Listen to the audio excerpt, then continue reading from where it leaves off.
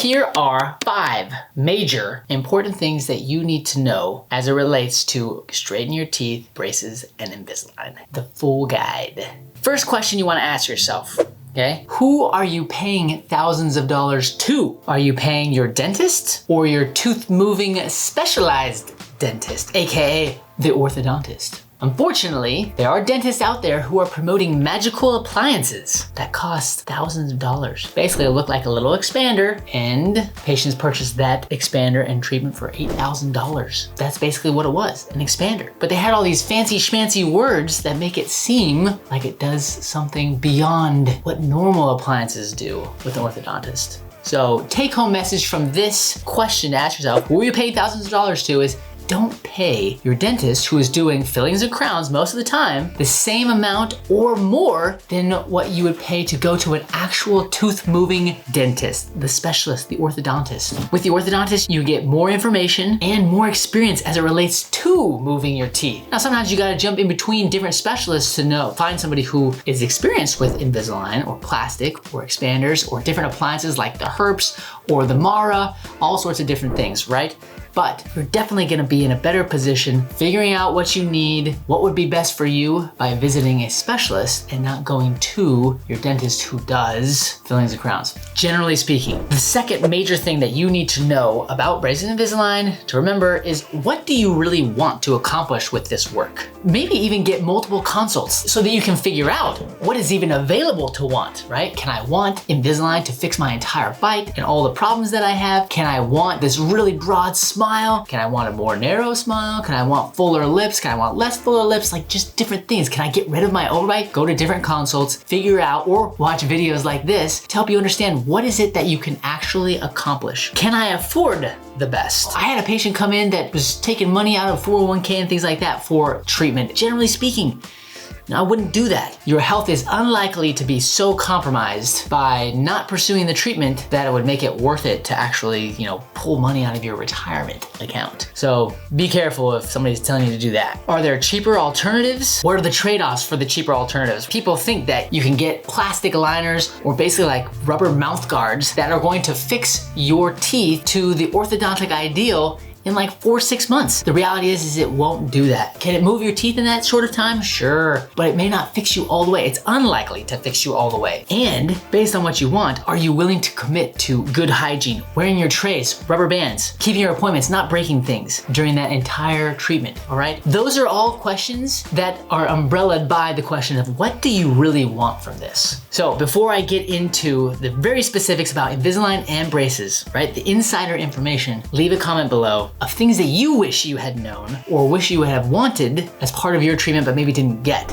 And now let's start with the Invisalign, and this is going rapid fire. Invisalign, or the clear aligners, plastic that cover your teeth, cover all your teeth generally. You switch the trays every 1 to 2 weeks. There are no specific set number of trays that you will always get unless there was a specific amount of time that you agreed to or contracted to with your provider. Plastic aligners can use bumps. Sometimes you won't get any bumps. Probably want to talk to your provider about that. The benefits of the bumps, otherwise known as attachments. You can use rubber bands with Invisalign. Aligners by themselves typically only straighten the teeth, and we'll come back to that in a second. If you want these to work, you gotta plan on wearing them like 20 plus hours a day. 20 plus hours a day to get predictable movements, or to increase your likelihood of predictable movements. That digital 3D model, like that shows your teeth moving, here's the insider information. Just because it shows what the teeth are gonna look like, actually, it doesn't mean that's exactly how your teeth are going to look. In fact, more research has come out that suggests that there's a sort of lag between what it shows on the computer and what your teeth actually do. So don't just be sold on what it looks like on the computer. Be prepared for spending a decent amount of time to try and get perfection, if that's what you're shooting for. These tend to be a little bit spitty, a lot of spit involved. They can get dirty, right, from wearing them all the time, 20 plus hours a day. Luckily, you get to switch to a new tray once or twice, once every week or once every 2 weeks. With these, if you're supposed to wear them all the time, it's definitely hard to snack. So if you're a snacker, Might be tricky. You're gonna have your hands in and out of your mouth quite a bit with the Invisalign or the clear aligners to take them out, eat, put it back in, clean, brush, things like that. These tend to break less.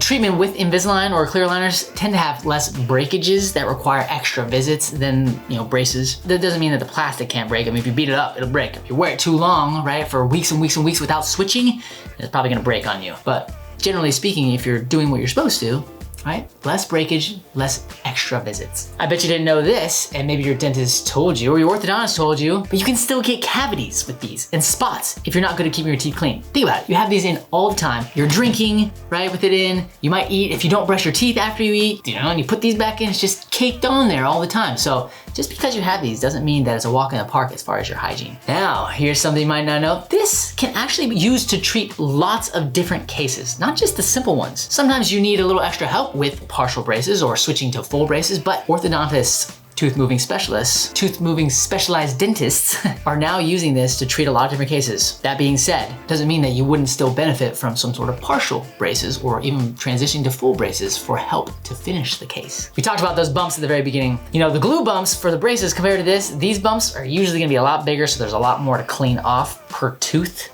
usually, especially if they're using those conventional square attachments, which you might get.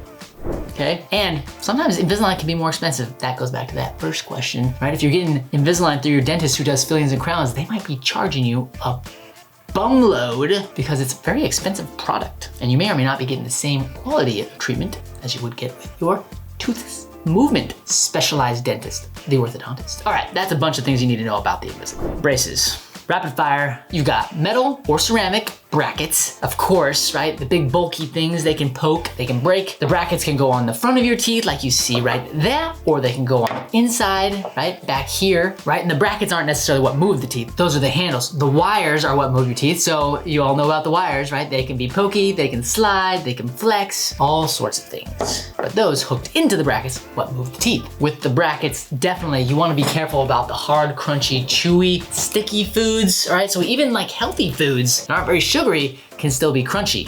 Watch out, trying to reduce the risk of breakage. With the brackets, in some sense, you can set it and forget it. Meaning, they get glued to your teeth, assuming you don't take them off. I don't recommend you do that. They should stay in place. And you just have to show up for your appointments, keep your teeth clean, wear your rubber bands, things like that. It is a bummer though. You're more likely with the braces to have extra visits.